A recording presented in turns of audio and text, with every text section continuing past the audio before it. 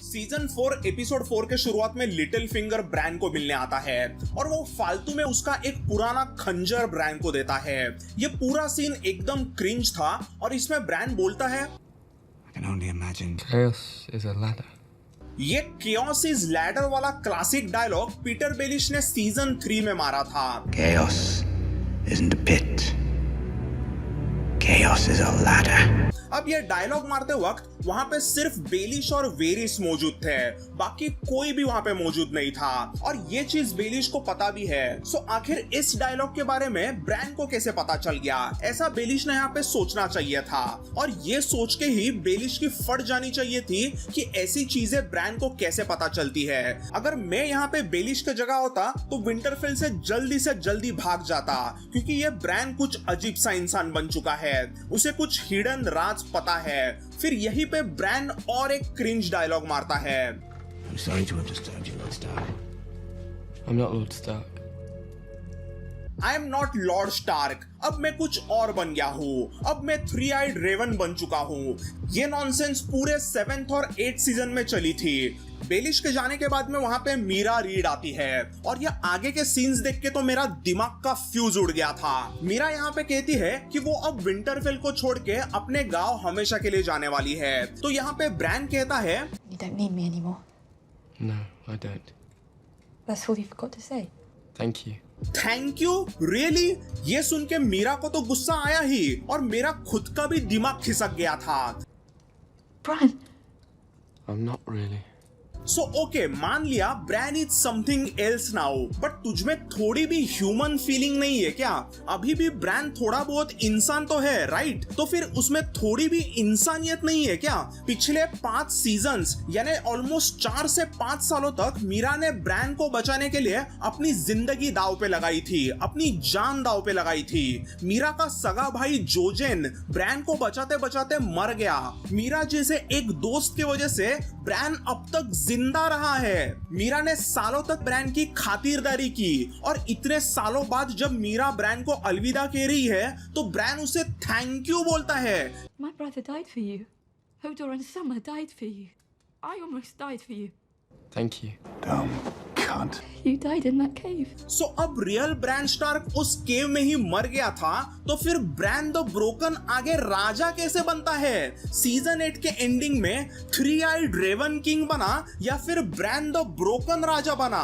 Oh my God, ये bran Stark का story मतलब सही में गेम ऑफ थ्रोन्स का सबसे बड़ा चूतियापा रहा। इस ब्रैन स्टार्क के कैरेक्टर के साथ आखिर करना क्या चाहिए ये D&D को कभी समझा ही नहीं। फिर आगे हम पहुंचते हैं ड्रैगन स्टोन पर। यहाँ पर डैनी और जॉन कुछ केव्स में यानी गुफाओं में पहुंचते हैं। इन गुफाओं में उन्हें व्हाइट वॉकर्स की पेंटिंग्स देखने मिलती है।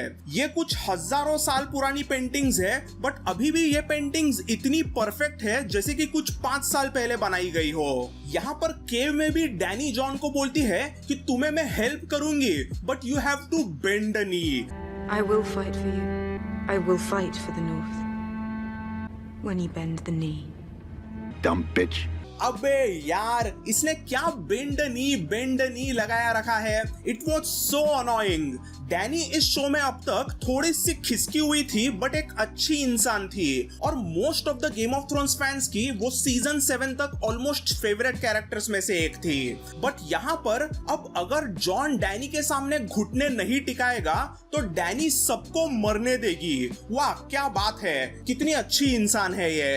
इस 7वें सीजन तक डैनी एक अच्छी ह्यूमन बीइंग थी, बट 7th सीजन में वो अचानक से थोड़ी पगलाई गई है। चलो मान लिया कि अब डैनी जॉन को मदद करेगी। सो अब मेरा सवाल है कि डैनी और उसकी लाखों की डोथरा की आर्मी ड्रैगन स्टोन के आइलैंड से वेस्टरोस में कैसे जाएगी, क्योंकि उसके ढेर सारे जहाज अब तबाह हो चुके हैं। सो टिरियन लैनिस्टर कहता है We still have enough ships to carry the Dothraki to the mainland.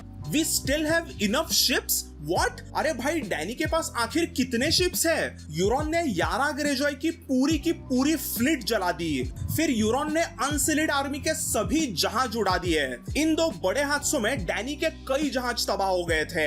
But in सब हादसों के बाद भी डैनी के पास और भी बहुत सारे जहाज बाकी है। Like what? अबे इसके पास आखिर जहाज कितने हैं भाई?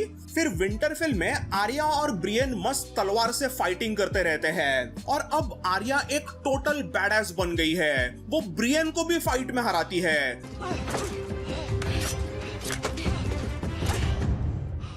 जब ब्रियन आर्या को पूछती है कि ऐसे फाइट का टेक्निक उसे किसने सिखाया, तो आर्या कहती है No one. वापस यहाँ पर डेविड एंड डैन ने दिखा दिया कि उन्हें उनके खुद के शो के बारे में कुछ घंटा पता नहीं है। आर्या स्टार्क को फेसलेस नोवन ने ये फाइटिंग टेक्निक नहीं सिखाई थी। ये डांसिंग स्वॉर्ड वाली फाइट टेक्निक आर्या को सीरियो फोरेल ने फर्स्ट सीजन में सिखाई थी। उसका ये ऐसा एक हाथ से लड़ना और दूसरा हाथ अपने पीठ के पीछे रखना, ये क्लियरली सीरियो फोरेल के water dancing style fight technique से इंस्पायर्ड है। फिर जेमी और ब्रॉन टायरेल्स का सब सोना और सप्लाईज लूट के किंग्स लैंडिंग के आसपास पहुंच गए हैं। लैनिस्टर्स की आर्मी किंग्स लैंडिंग से यही कुछ 100 किलोमीटर की दूरी पे होगी और यहाँ पर गेम ऑफ थ्रोन्स के हिस्ट्री का one of the funniest scene होता है। So Jamie, Rickon. dick on. ये रिकॉन डिकॉन वाला सीन और ब्रैन का हंसी इस सीजन का बेस्ट पार्ट में से एक रहा था। यहीं पे लैनिस्टर आर्मी ऐसे ही मजे में किंग्स लैंडिंग जाती होती है, बट तभी वहां पे डोथ्रॉकी राइडर्स और डैनी उन पे अटैक करते हैं। इस बैटल में भी नॉनसेंसिकल सीन्स हैं। कई सारे घोड़े बेचारे सुसाइड अटैक में ही शहीद हो जाते हैं। फिर डैनी तो अलग ही हटेली है। वो ड्रोगोन पे बैठ के अनाज के सभी वैगन्स को जला देती है। अबे डैनी तो अनाज यानी कुछ खाने को क्यों जला रही है? साइड में इतने सारे सोल्जर्स हैं, उन्हें पहले जलाना। फिर डैनी यहाँ वहाँ सब जगह पे आग लगाने लगती है और सब जगह पे अफरा तफरी मची है। बट इस सब बैटल में से ब्रॉन बराबर से भाग के निकलता है और वो स्कॉर्पियन वेपन के तरफ जाता है। इतने डोथ्रॉकी सोल्जर्स में से कोई भी ब्रॉन को मार नहीं पाता। इसी में टिरियन के पास खड़ा हुआ डोथ्रॉकी वॉरियर शाना बनता है। अबे नल्ले डोथ्रॉकी वॉरियर, वो लैनिस्टर आर्मी ड्रैगन्स के खिलाफ लड़ रहे हैं, तो ऑब्वियसली वो मरेंगे ही ना। तुम डोथ्रॉकी वॉरियर्स का घंटा उखाड़ लोगे ड्रैगन्स के खिलाफ में? फालतू में यहाँ पे वो हीरो बन रहा है। Your people can't fight. अबे भग चोमू कई का। फिर डैनी यहाँ पर ड्रोगोन पे बैठ के सीधा ब्रॉन पे अटैक कर सकती है, बट वो कुछ घुमा फिरा के 1000-2000 फीट ऊपर से कुछ 500 किलोमीटर पर आवर के रफ्तार से ब्रॉन पे अटैक करती है। बट इतने टाइम में ब्रॉन स्कॉर्पियन वेपन रीलोड करता है और ड्रोगोन के नेक पर बराबर से उस भाले को फायर करता है। इसमें ड्रोगोन हर्ट होता है और तूफानी स्पीड से जोर से नीचे गिरने लगता है। अभी ड्रोगोन कैसे तो करके नीचे उतरता है और वो ब्रॉन पे आग छोड़ने लगता है। अभी इस आग में तो ब्रॉन मर गया, राइट? बट नहीं, वो आग ऑटोमेटिकली ब्रॉन के सर के ऊपर से निकल जाती है। फिर डैनी ड्रोगोन के गले से मस्त आराम से भाला निकालती है और इतने टाइम में भी एक भी लैनिस्टर सोल्जर डैनी के तरफ नहीं देखता। इंस्टेड जेमी लैनिस्टर का उस पे ध्यान जाता है और अपना महान जेमी सीधा बड़ा भाला लेके डैनी की तरफ चार्ज करता है और उतने में